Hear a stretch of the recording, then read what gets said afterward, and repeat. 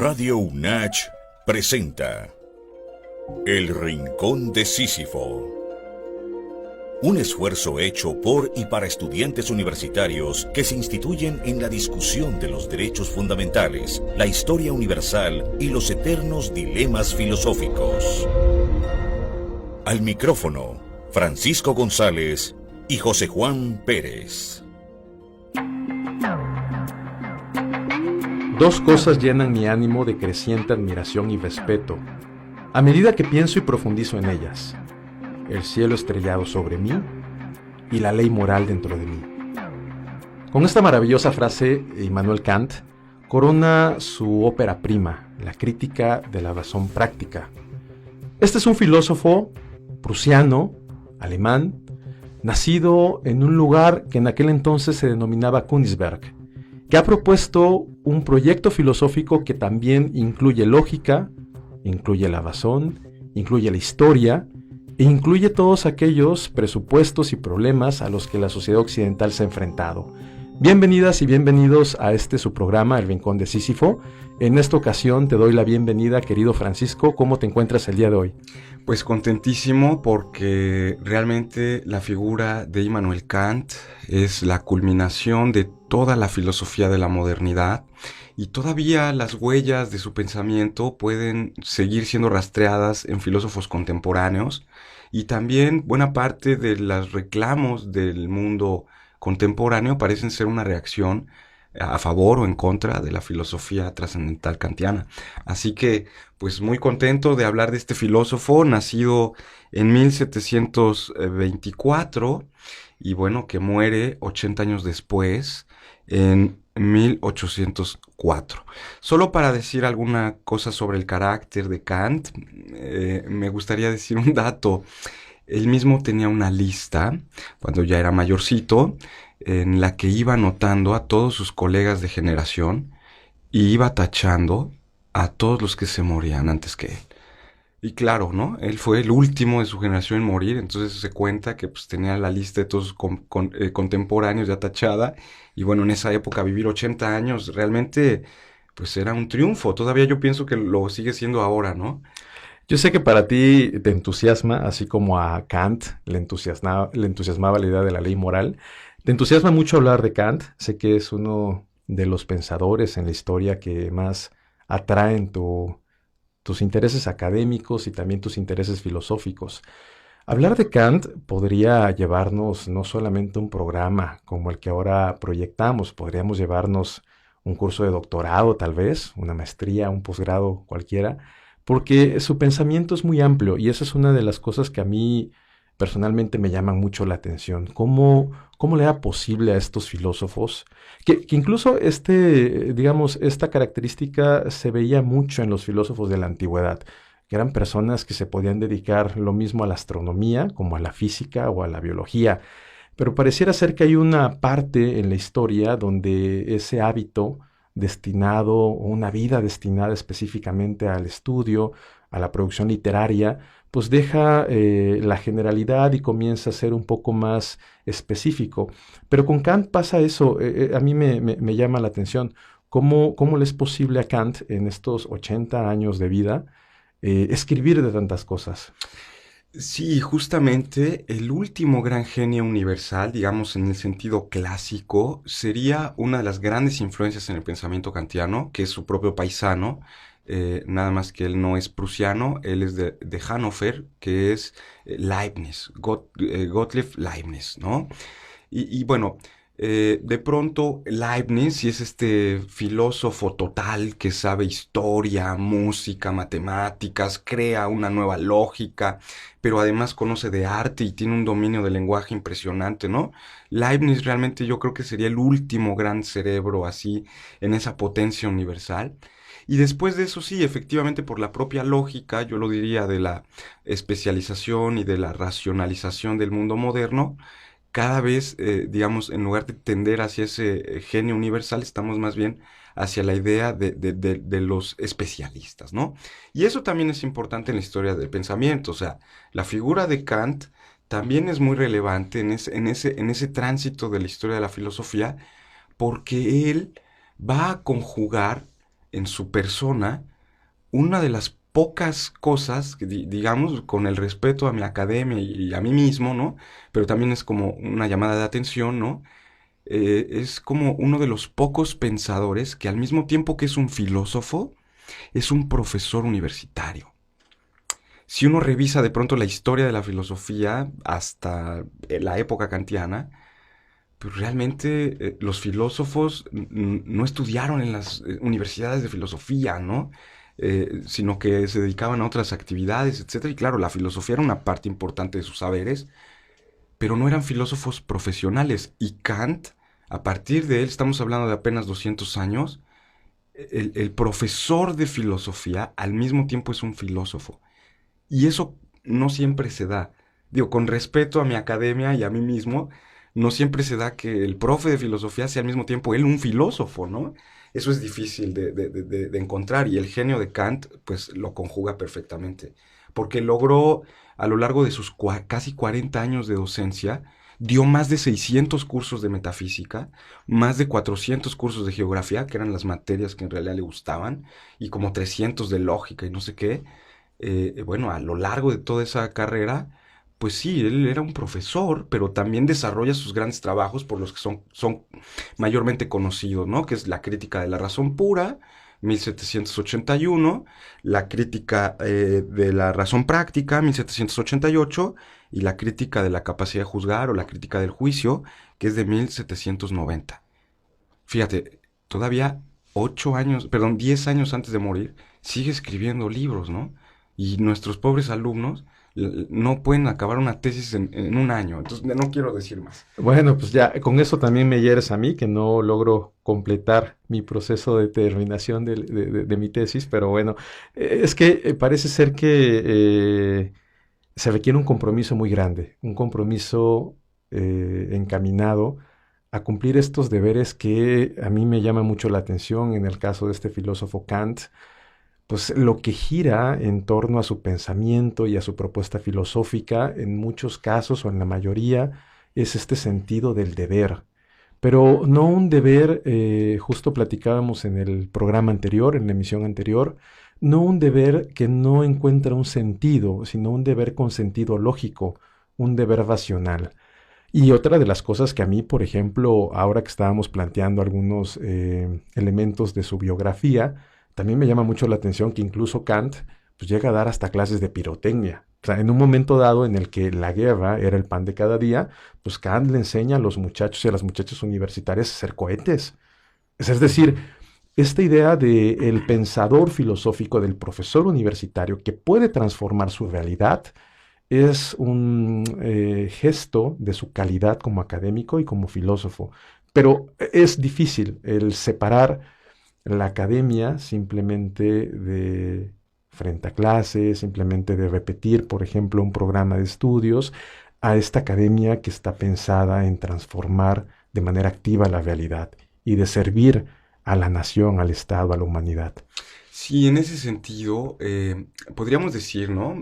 Se han escrito muchas cosas sobre que la vida de Kant es muy aburrida, fue un profesor inofensivo, nunca salió de su pueblo, jamás se casó, ¿no? Así como que nos hacen pensar que Kant es algo así como una clase de monje, cartujo ahí que vivía Asceta, ¿no? en un pueblito X, exacto, como una seta, pero nada más lejos de la realidad. Kant sería más bien lo que nosotros llamaríamos un bon vivant, ¿no? Que son estos como dandies, vamos a decirlo así, pues porque él era un hombre ilustrado. Esa era una parte importantísima del pensamiento kantiano. O sea, a veces dicen, es que él vivía en un pueblo y cómo él nunca salió de ahí y habla de la universalidad máxima de la razón. Bueno, pues eso habla también de que él tiene una gran cultura ilustrada. O sea, no es necesario salir de tu pueblo para que además Königsberg no era un pueblo tampoco, era un lugar bastante importante dentro de la región del Mar Báltico, en el norte de Alemania. Bueno, ahora ya me parece que es Rusia, ¿no? Si no mal me falla. Así es. Kaliningrado se llama ahora Así la es. ciudad. Y bueno, era una ciudad importante, era un puerto marítimo que conectaba el norte de Europa. Y bueno, a veces se podía pensar que la vida de Kant es como la de esta, pero no, él estaba realmente muy interesado por las novedades que había tanto en las ciencias, Recordar que antes de que fuera famoso por sus trabajos críticos, Kant había escrito incluso tratados acerca del origen del universo. Tiene toda una cosmología que se conoce con la hipótesis de Kant-Laplace, que digamos tiene que ver con el origen del universo, ¿no? Una teoría, digamos, no quiero decir una barrabasada, pero digamos una teoría antecedente a la teoría del Big Bang respecto al origen del universo. Impresionante. Y bueno, ese sello también de la particularidad del pensamiento de Kant y de otros también que le precedieron en el pensamiento, el hecho de llegar a ser tan ilustrados, pues no es algo que se genera por ósmosis. Por ejemplo, ahora me viene a la memoria esta historia que yo leía, por ejemplo, en la biografía de Donatien Alphonse François de Sade, que se había leído todos los elementos y todos los tomos que existían en la Biblioteca Nacional de París. O sea, es que también el leer, el ser un asiduo lector, te permite tener esta ilustración como la tenía, claro, el personaje del que estamos hablando. ¿Cuál era su propuesta sobre la historia? Este es básicamente hacia el tópico hacia donde queremos dirigir la atención en el estudio que hemos emprendido sobre Immanuel Kant. Pues es algo que intentaremos responder después de un corte, si nos lo permites, querido Francisco. Claro que sí, volvemos.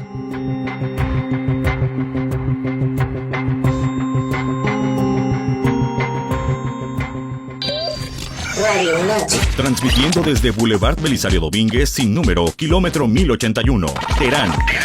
Tuxtla Gutiérrez, Chiapas. Escúchanos en www.radio.unach.mx y Facebook Radio UNACH Oficial. Somos la radio universitaria que comunica y se acerca más a ti. Radio UNACH. Coordinación de Comunicación Universitaria. ¿Ya conoces la tienda UNACH? Visítanos, ahí encontrarás uniformes, playeras tipo polo, chamarras, chalecos, sudaderas, gorras y souvenirs universitarios. Estamos ubicados dentro de la universidad y también puedes consultar nuestro catálogo en línea a través del Centro Universidad Empresa en seune.unach.mx/tienda UNACH. La UNACH te ofrece Profesional Superior Universitario, una nueva oferta educativa. Podrás estudiar un diplomado, Profesional Superior Universitario y terminar una licenciatura para la inclusión social. Todo en 3 años. Modalidad a distancia, horarios flexibles en plan cuatrimestral. Regístrate del 1 de diciembre al 5 de enero en aspirantes.unach.mx. Por la conciencia de la necesidad de servir. Universidad Autónoma de Chiapas. Regresamos. Y como bien habías planteado las preguntas tras el corte, hay un tema bien interesante que es el corazón, yo diría, de la filosofía kantiana. Y que es la idea de autonomía del individuo, ¿no? No quiero yo, contar algo que no sea cierto, pero pienso que tanto la crítica de la razón pura como la crítica de la razón práctica y la crítica de la capacidad de discernir tienen como punto central la idea de que a los individuos se les tiene que hacer autónomos, tienen que llegar a ser responsables, en primer lugar, de sus propios conocimientos. Pensemos en la crítica de la razón pura. Ellos son los autores del conocimiento, porque una de las tesis interesantísimas del idealismo trascendental es que es nuestra capacidad de síntesis, ¿no? Nuestra capacidad de ordenar la realidad lo que determina la objetividad. Es decir, lo habíamos explorado en algún momento, ¿no? ¿Qué son los objetos? Depende de la configuración del sujeto que introduce reglas, tanto inferenciales como no inferenciales, que permiten ordenar los fenómenos de la experiencia. Entonces, el sujeto es responsable del conocimiento que tiene del mundo, porque él es el que hace los objetos de conocimiento.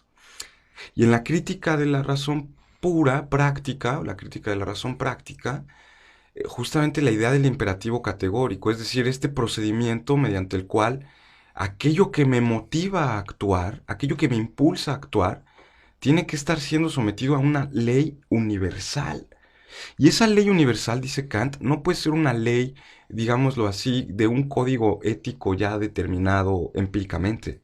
Lo único que puedes universalizar tú a través de la razón es la idea de libertad. Entonces el imperativo categórico es un poco esa búsqueda, ¿no?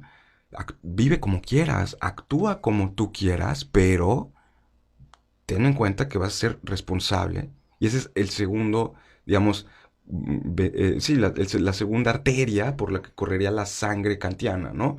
Por un lado está la idea de autonomía, pero por otro lado también está la idea de responsabilidad y de deber, ¿no? Es decir, yo tengo el deber y la responsabilidad de mi propio conocimiento, pero también de mis propias acciones.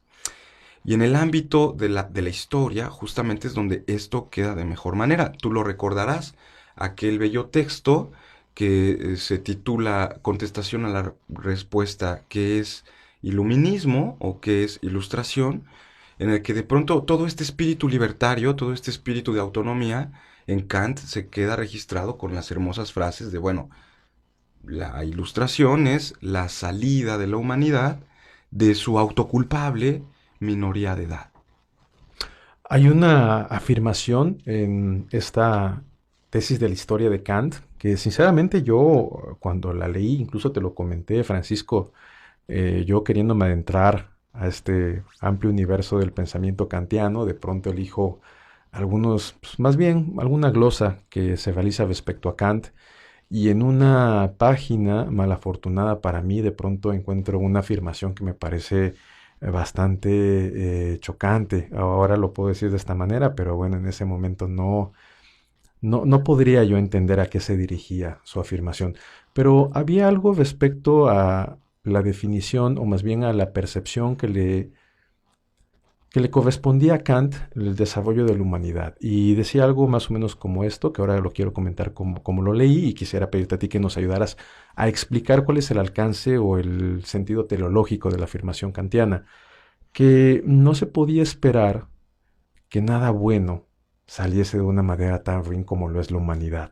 Pues yo leo eso y me pongo a pensar, bueno, el ser humano llegó a la luna, inventó la vacuna contra el COVID, inventó el Internet. Hay producciones muy salvables de la humanidad.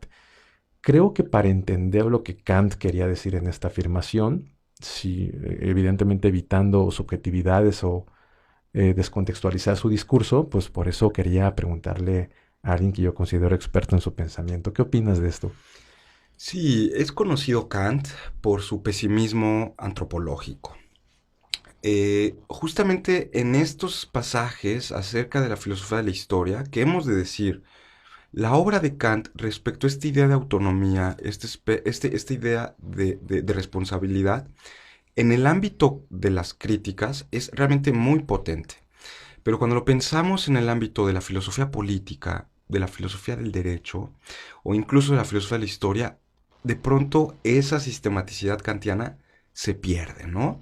Bueno, es un genio, no le vamos a criticar nada, pero bueno, en ese punto yo pienso que tendríamos que tener en cuenta que lo que Kant está tratando de hacer es darnos una descripción lo más racional posible del fenómeno de la historia de la humanidad.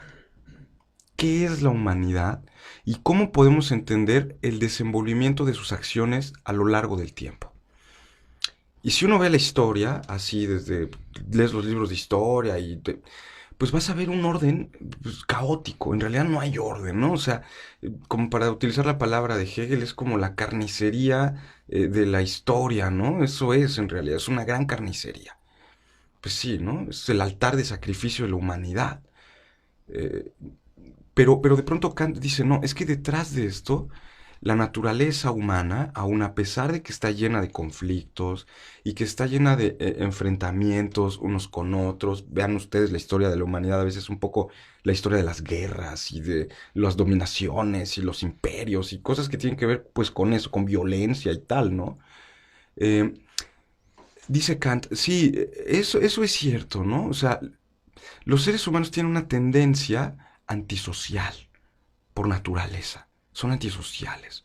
Pero en esa idea, digamos, que nos lleva a conductas que rompen el pacto social, también los seres humanos tienen la necesidad de convivir juntos.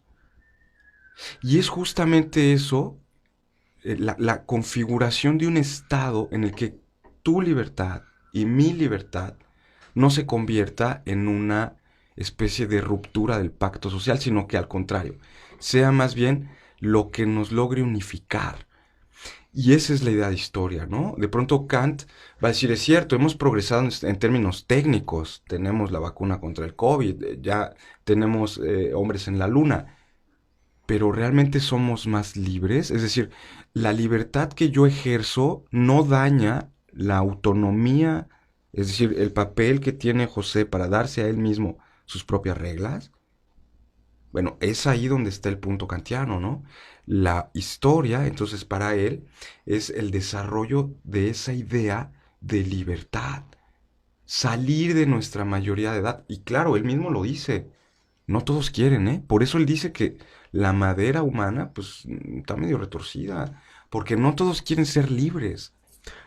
Incluso Kant dice que es más fácil estar o no estar emancipado. Había también incluso esta hipótesis que hace Hegel, tú ahorita lo comentabas, en esta dialéctica del amo y del esclavo, ¿no? Desde que el hombre se da cuenta que puede dominar al otro, pues se le impone, a veces por respeto, a veces por poder, a veces por dinero, en fin, hay muchos motivos que pudieran originarse para esta imposición, a veces por la fuerza. Pero es interesante cómo incluso Kant, desde su ámbito de profesor universitario, desde su ámbito de filósofo, de científico, no tiene tapujos para decir las cosas como son, que creo que es una característica muy importante. Parece ser que la filosofía, yo leía un artículo hace poco, un artículo que se había publicado en El País, cómo la filosofía se convertía en este bastión para la contracultura, porque a veces lo que no se puede decir de manera formal, lo que no se puede decir a partir de un medio impreso, que sea un medio oficial, digamos, por ejemplo, de la entidad política, se puede decir desde la filosofía, se puede decir desde la academia. Y esto que planteábamos acerca del conflicto, acerca de la contradicción, no necesariamente es negativo. Es decir, lo que nosotros nombramos como errado, como algo que se hace mal, no necesariamente lo hacemos con el afán, o no lo hacen los filósofos y las filósofas con el afán de evidenciar cosas negativas en la humanidad.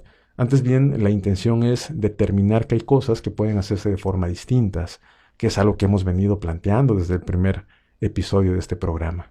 Así es, y tal vez ya para ir cerrando, un poco para quitar esa idea de Kant como si fuese una especie de santo o algo así, él mismo enfrentó la censura de Federico el Grande.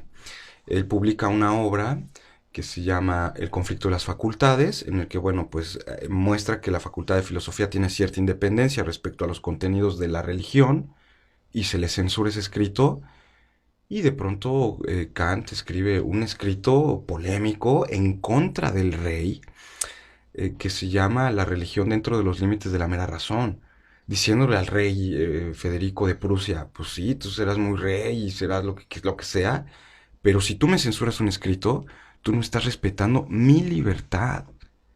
Y para mí la libertad está por encima de todo. Y eso a veces puede ser visto como algo que puede disolver el orden social. Pero para Kant, eso es realmente lo que lo une. Claro, podríamos en nuestra propia libertad tener o tender hacia conductas antisociales. Pero aún un pueblo de demonios, dice Kant, va a tener la necesidad de una ley. Si es inteligente, va a tener que ponerse de acuerdo para no matarse unos con otros y poder armonizar las libertades, ¿no? Que esa es un poco la idea que tiene del derecho, ¿no? Al final de cuentas, el derecho es eso, la armonización de la autonomía de cada uno de nosotros en un plano relativamente universal. Entonces, un poco para decir, o sea, Kant también era un filósofo en ese sentido comprometido con su pensamiento, ¿no? No era un profesor en su escritorio sentado y llega la autoridad y le dice, oiga, tiene que firmar, y su pensamiento se acabó. No, para nada, ¿no? Aunque su puesto de profesor se debía al rey, es capaz de ponerle cara y decir, mi autonomía está primero por encima de tu autoridad. ¿Qué enseñanza nos deja Immanuel Kant?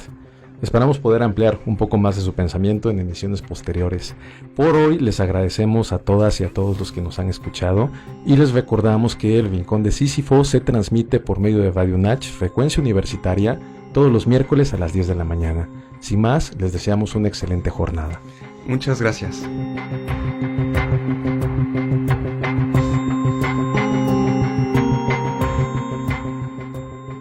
Pensemos en la posibilidad de Sísifo feliz, un ser que ha quebrantado el designio divino que le acechaba. Pensemos en el despertar de Sísifo. Radio UNACH presentó El Rincón de Sísifo. Escúchanos en la siguiente emisión.